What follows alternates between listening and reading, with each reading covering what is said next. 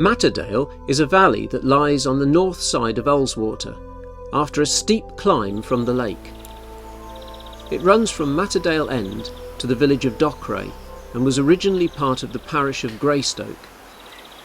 A handful of cottages and farms are scattered along the valley, which got its name from madder, a plant used to produce red dye. But Greystoke Church is around 6 miles away, a difficult trek for attending services. So in 1566 the people of Matterdale successfully petitioned for their own chapel of ease. It seems most likely that the building was completed in 1573, as that date is carved on a roof beam at the east end of the church. There is a certain amount of confusion around this, and I'll come back to it later. Certainly the church was finished sometime before 1580, when the bishop granted full licence for baptisms, marriages and burials. It was not uncommon for a chapel of ease to have no dedication of its own, and somehow this church has never acquired one since. Various repairs and alterations will have been made over the next couple of centuries, but the details are uncertain. The date 1663 is carved on a pew end at the northwest of the nave. This has the appearance of graffiti rather than inscription, so we can only say with certainty that these pews were in place some time before that date. The communion rails date from around the same time. They are closely spaced and fully enclose the altar. This was intended to prevent dogs from approaching the communion table. The date 1686 is to be found on a stone above the old priest's door. This has led to some people believing that the church was rebuilt at that time, but in fact this stone was found in the churchyard during renovations in 1848, and seems likely to have been part of an old gateway. The original font for this church dates from the late 17th century. It's back in use again now, but was displaced by another font for a while. In around 1705, Greystoke got rid of their old Norman font. It may have been used as a cheese press in Dockwray for a while, but ended up in the churchyard here at Matterdale, turned upside down and used as a sundial. In 1881, the Victorians brought it into use in the church. It's since been replaced again by the original, but still stands at the southwest corner of the nave. Around 1750 a lot of work was carried out. The floor, which until this time had been bare earth, was flagged with stone, and new seating was installed. The old pews had suffered from standing on the ground, which would have been muddy in winter. A few of the older pews, or at least parts of them, still remain. New windows were added at this time, and others enlarged. This explains why the building has more of an appearance of the 18th century than the 16th. It's believed the old 3-decker pulpit was also installed then. This may well also have been the point where the roof was converted from thatch to slate.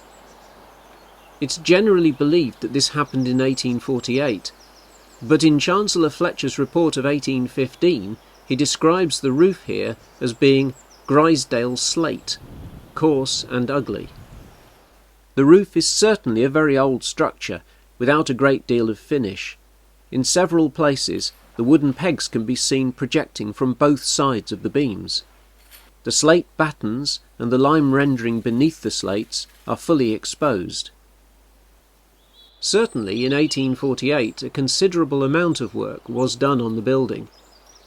The small tower was rebuilt, and the construction work allowed the insertion of the date stone in the south wall above the blocked-up priest's doorway.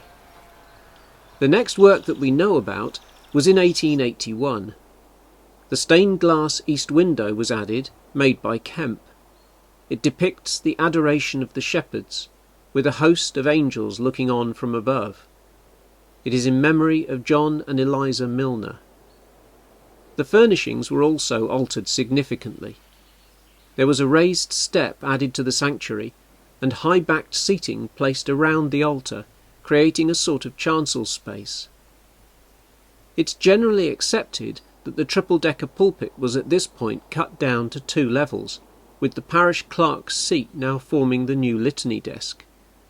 However, if you look closely, the style of the panels on the lower section of the pulpit is an exact match for the seating around the chancel, while it looks much newer than the main pulpit itself. And the panelling on the litany desk looks more like the remnants of the older pews. The sounding board is still in place above the pulpit, and if you look at the back support, you can see the knob for hanging the preacher's gown. In 1937, an organ was given to the church by Mrs. Cropper. This is rather large for such a small church and resulted in a significant change in the organisation of the West End. In the 1960s, a gift to the church allowed an electric blower to be added. In 1959, some new candelabra were added to the nave. These were made to match the older one found near the altar. In 1999, sadly, the altar and 2 chairs were stolen from the church. A new altar was made by Mr. Kirkpatrick, using oak from trees blown down in storms to the south. The old, worn windows were replaced by new copies, using, wherever possible, the original glass. And 2 new altar chairs were made by Mr. Ken Holmes. On the north wall inside is a memorial to the men who gave their lives during the 2 world wars. At the southwest corner of the church is a barely legible gravestone to Edward Dawson, a bone setter who died in 1747, aged 80. At the east end, against the wall of the church, is a memorial to his wife Margaret, who died in 1728. Coming back to the carving on the roof beam, the date carved is 1573, but unusually it's written without the L for the 50, instead using 7 X's, 2 larger than the others. One explanation that's been put forward suggests that the 2 larger X's represent hundreds, and that this date is meant to be 1753. But this seems unlikely, as it would then have the wrong symbols for the hundreds and the 50.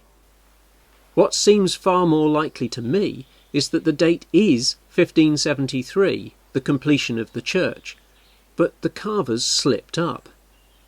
Correctly put, it would read MDL XXIII, so would have 2 X's. I believe the carver made the mistake we've all been guilty of, that of missing out a letter, in this case the L for the 50. After carving the 2 X's, they realised their mistake, by which time it was far too late to add the L, and they could hardly start again. So they did the only thing they could, which was to add another 5 X's before the I's. And they had to make them small, or the whole inscription would no longer be centred on the beam. The 21st century has seen more changes to the building, this time with the addition of a small meeting room and toilet attached to the east end of the church. This work was completed in 2006. Burials are no longer conducted in the main graveyard, with an overflow cemetery now in use just up the road. And so the church continues to serve the local community, and is open daily for visitors.